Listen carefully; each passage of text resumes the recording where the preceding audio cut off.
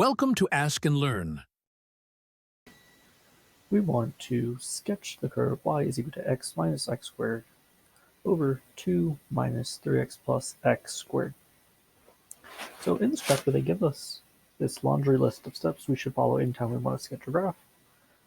And before we do that, anytime we have a rational function, I always think it's best to first go ahead and factor it, since we're going to need to figure out our vertical asymptotes as well as our x-intercepts, as well as if we have any holes anywhere. So let's go ahead and factor the numerator.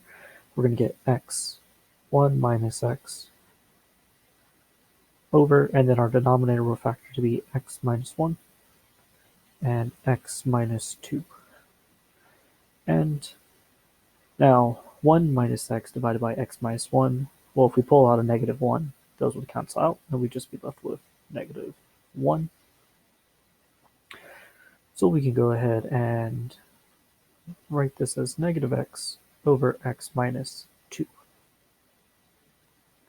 And we should say that x cannot equal to 1, since when we plug 1 into the denominator of the original function, we get 0, and we can't divide by 0. So now, the first thing they tell us to do in this chapter is to determine what our domain should be. Well, we know one value we can't have as 1, and if we set our denominator here equal to 0, we also can't have that. So it would be x is equal to 2. So our domain is going to be negative infinity, 2, 1, union 1 to 2, union 2 to infinity. The next thing they tell us to look for is our intercepts. So we can go ahead and find our x-intercept. So x-intercept is going to be when 0 is equal to negative x over x minus 2. And recall that our denominator can never be equal to 0, or our denominator can never make this function equal to 0, I should say. So I can just set the numerator equal to 0, and that would tell me 0 is equal to negative x, which is the same thing as just 0 is equal to x. And this here tells us that our y-intercept is also going to be just y is equal to 0. So then we can go ahead and go to our next step, being we want to determine if there's any symmetry. So rational functions aren't really known for being periodic, so we should check to see if it's even or odd, so we can find symmetry about the y-axis or the origin. So we look at f of negative x, which is going to be negative x over negative x minus 2. Now these negatives are going to cancel out.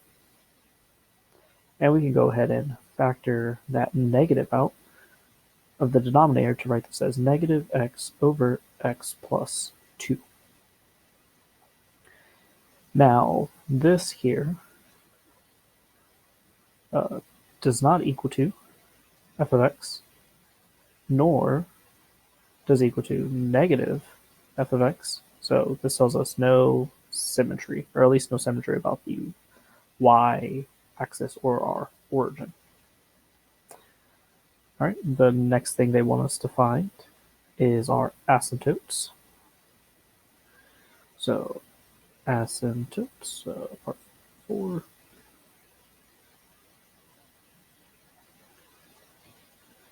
So we want to look for,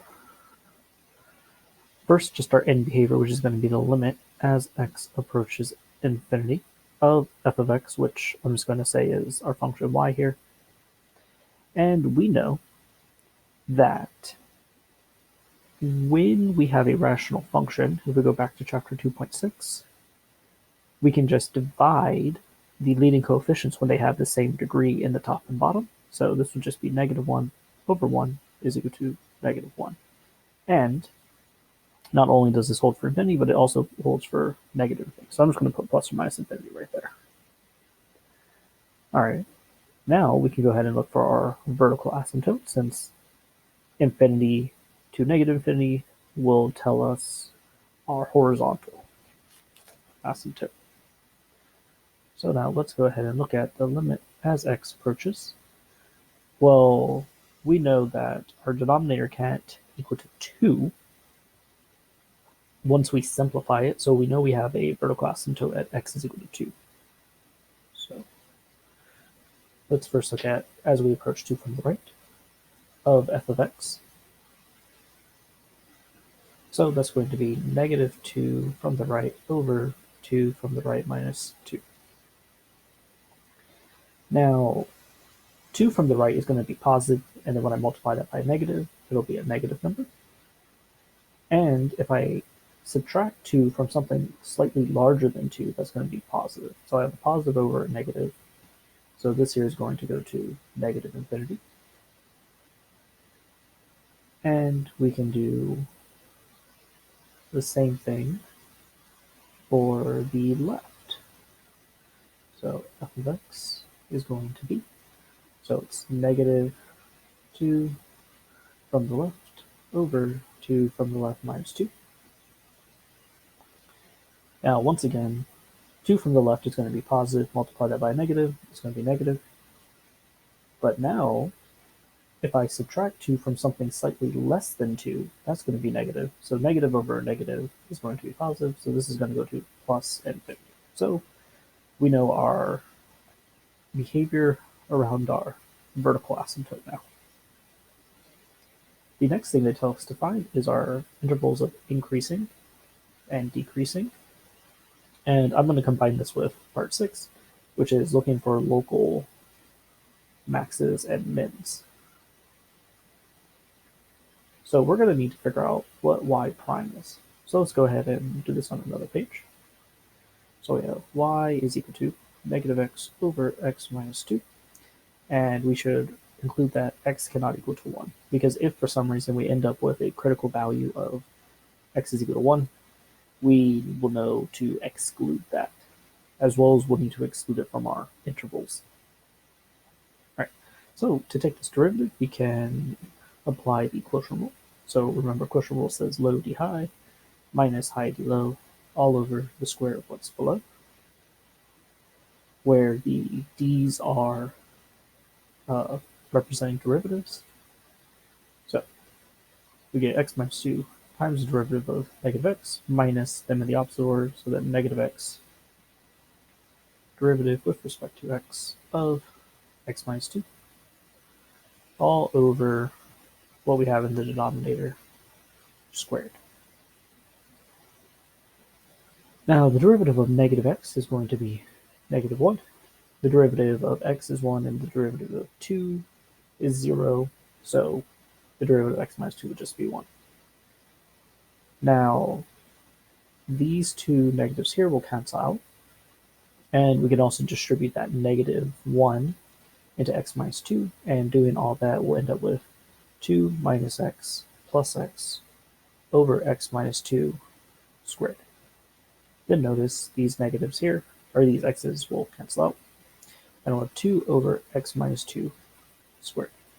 Now, notice that 2 is bigger than 0, and x minus 2 squared will be strictly greater than 0 as long as x is not equal to 2. So we know that this here is strictly larger than 0. Now, this here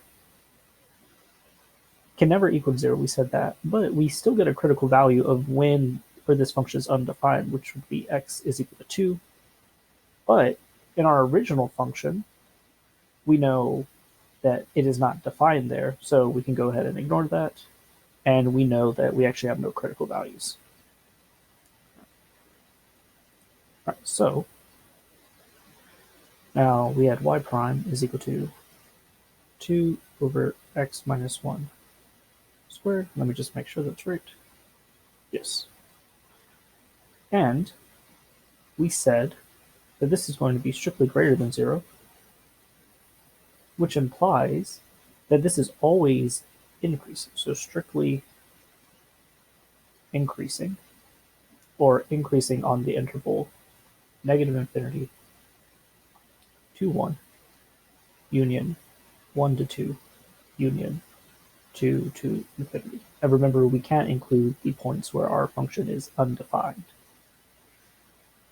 And that means we would never be decreasing at any point. All right. Now we can go ahead and check part 7, which was concavity and inflection points. So we're going to need to find out what y double prime is. So let's go ahead and take that derivative over here. So y double prime is going to be the derivative of 2 times. Now I'm going to rewrite this using a little bit of algebra as x minus 2 to the negative second power.